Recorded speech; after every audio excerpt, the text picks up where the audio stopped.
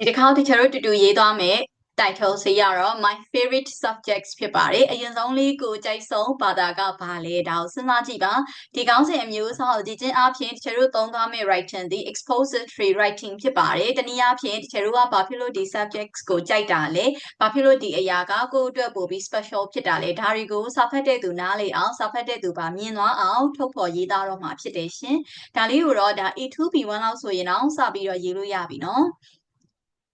ကဲအရင်ဆုံးလေးစဉ်းစားပေးရမယ့်အရာလေးရှိပါတယ်ဆိုတော့ဘယ် subject တွေပေါ့နော်ကိုကြိုက်တဲ့ဘာသာဟာဘာလဲပြီးတော့အနည်းဆုံးအကြောင်းပြချက်2ခုလောက်ပေါ့နော်တက်နိုင်နေဆိုလဲအကြောင်းပြချက်3ခုလောက်ပေါ့ဘာဖြစ်လို့ကိုကဒီဘာသာရက်ကိုအကြိုက်ဆုံးဖြစ်ရတာလဲအကြောင်းပြချက်2ခု3ခုလောက်စဉ်းစားကြည့်ပါပြီးတော့ကိုအတွက်ဒီအရာဟာဘယ်လိုမျိုးကောင်းကျိုးတွေတည်လာပေးနိုင်လဲပြီးတော့ကိုကဒါကိုအသုံးပြုပြီးတော့ဘာတွေလုပ်လို့ရနိုင်လဲဒီဘာသာရက်က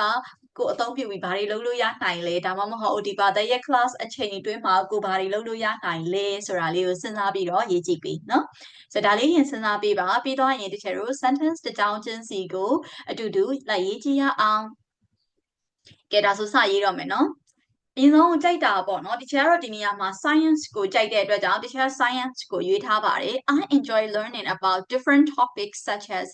ဆိုကျွန်တော်ဒီအရာကိုသင်ယူရတာကြိုက်ပါတယ်ဒါဆိုတခြားနောက်မှာ such as ရဲ့နောက်မှာဒီတခြားကြိုက်တဲ့သိပ္ပံနဲ့ပတ်သက်တဲ့အကြောင်းအရာတွေကအစိပ်ပိုင်းတချို့ကိုဖော်ပြသွားမှာဖြစ်တယ်ရှင်ကဲဒါဆိုကိုလည်းအဲ့လို sentence လေးလိုက်ရေးကြည့်ပါ for example I enjoy learning about different topics such as ဆိုပြီးတော့ကိုနောက်ကကိုကဥမာအဖြစ်ပေါ့နော် English ကိုရွေးထားရဲဆိုလဲ English ထဲမှာပါဝင်တဲ့အကြောင်းအရာတွေတွေက for example grammar ဒါမှမဟုတ် writing အစရှိသဖြင့်ဒါလေးတွေ such as ရဲ့နောက်မှာကိုရွေးထားတဲ့ subject ထဲမှာပါဝင်တဲ့ segment လေးတွေကိုရေးကြည့်ပါရှင်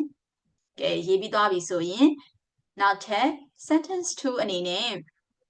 ကဲကိုဘာတွေပေးနိုင်လဲပေါ့နော်ကိုဘာတွေသင်ပေးနိုင်လဲ each lesson teaches me something new and exciting ကိုတစုံတရာ ordinary အီးလေးထည့်ပေးနော်ဆိုတစုံတရာအသစ်တွေနဲ့စိတ်လှုပ်ရှားစရာကောင်းတဲ့အရာတွေကိုကိုသင်ပေးနိုင်တယ်ဒီနေရာမှာတချို့တို့လေတခြား adjective တွေပြောင်းသုံးရင်လည်းရတယ်နော် fun တို့ interesting တို့ knowledgeable ဖြစ်တဲ့ insightful ပေးနိုင်တယ် fascinating ဖြစ်တဲ့အစရှိသဖြင့်ကိုဘာတွေသင်ပေးနိုင်လဲကိုသင်ပေးနိုင်တဲ့အရာတွေကိုအနောက်မှာ adjective နှလုံးလောက်နဲ့ဒီဘာသာကနေရတဲ့ adjective နှလုံးလောက်ကိုတချို့တို့ထည့်ကြည့်ပါ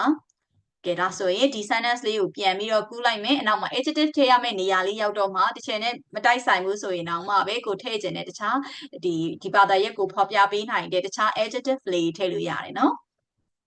ပြီးတော့ရင်တချို့တို့ number 3အနေနဲ့ဒီမှာဘာတွေပါလဲပေါ့နော်ဥပမာအဖြစ် science မှာဆိုရင် also include fan experiment တွေနဲ့ insightful ဖြစ်တဲ့ activities တွေပါပါတယ်ကဲဒါဆိုရင်ကိုကြိုက်တဲ့ပေါ့နော်ဥမာဆရာတော်ကကိုရေးထားတာက English ဆိုလဲ English မှာဘယ်လိုမျိုးဒါအကြောင်းအရာတွေပါလဲ include ပါဝင်သည်ဘာတွေပါလဲပေါ့နော်ပါဝင်တဲ့အရာလေးနှစ်ခုလောက်ကိုရေးကြည့်ပါရှင်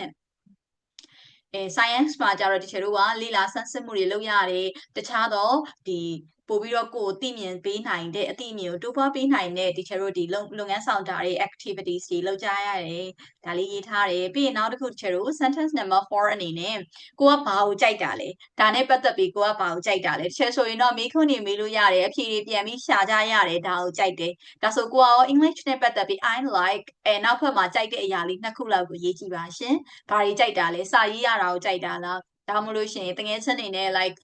conversation practice လုပ်ရတာကြိုက်တာလားဘာကိုကြိုက်တာလဲပေါ့နော်တကယ်လို့ကိုက ICT ကိုရွေးထားရဲဆိုလဲ ICT နဲ့ပတ်သက်ပြီးဘယ်လိုအရာနှစ်ခုကိုကြိုက်တာလဲဒါလေးရေးကြည့်ပါနော်ကဲတကယ်လို့ပြီးသွားရင်နောက်ထပ် sentence number 5အနေနဲ့ဒီ subjects ကနေကိုဒီလိုအခွင့်အရေးပေးတယ်ဆိုတဲ့ sentence မျိုးလေးရေးကြည့်ရအောင် so for example science gives me the chance to explore and think like a scientist သိပ္ပံကတော့ကိုဒါထပ်ပြီးတော့လေအသစ်တွေရှာဖွေတဲ့အခွင့်အရေးကိုပေးတယ်ပြီးတော့သိပ္ပံပညာရှင်တွေလိုမျိုးကိုကတွေးခေါ်ခွင့်ရတယ်စဉ်းစားနိုင်တယ်ပေါ့နော်ကဲဒါဆိုရင်အဲ့လိုမျိုး chance ကိုဒီသိပ္ပံအချိန်မှာပေးတယ်ဒါဆိုကိုကစနအလုံးကိုရွေးထားတဲ့ဒါ English class တုံးနဲ့ပတ်သက်တာဆိုလို့ရှိရင်လေဒါဆို English ကကိုဘာလိုမျိုး chance တွေပေးနိုင်လဲဒီ sentence ကိုဒီလိုပုံစံမျိုးလေး intro ဝင်လိုက်မယ်ပြီးတော့ရင်ကိုလုံနိုင်တဲ့အရာပေါ့နော်အဲ့ဒါလေးကိုတချို့တို့ infinitive ပုံစံလေးနဲ့ to plus verb 1လေးနဲ့ဆက်ပြီးရေးလိုက်ရင်ရပြီဒီလိုပုံစံလေးလိုက်ရေးကြည့်နော်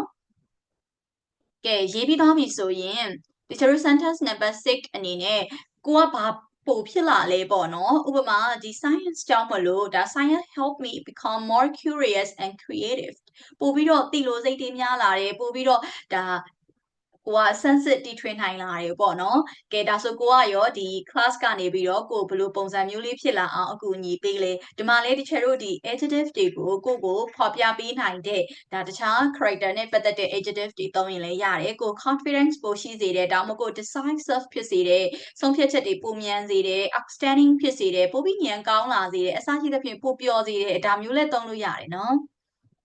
ကဲဒါဆိုရင်ဒီဘာသာရပ်ကကိုဘာဖြစ်စေတယ်ဆိုတာမျိုးလေးရေးလိုက်တယ်ရှင်။ကဲဒါဆိုရင်တချို့တို့ခု practice လုပ်သွားတယ်ဝက်ကြ6ကြောင်းကိုအရင်ဆုံးရေးကြည့်ပါဒီဝက်ကြလေးတွေကိုအသုံးပြုပြီးတော့တချို့တို့နောက်ထပ်ဗီဒီယိုပိုင်းလေးထဲမှာဒါစာပိုက်တိစောက်ကြရအောင်ပါရှင်။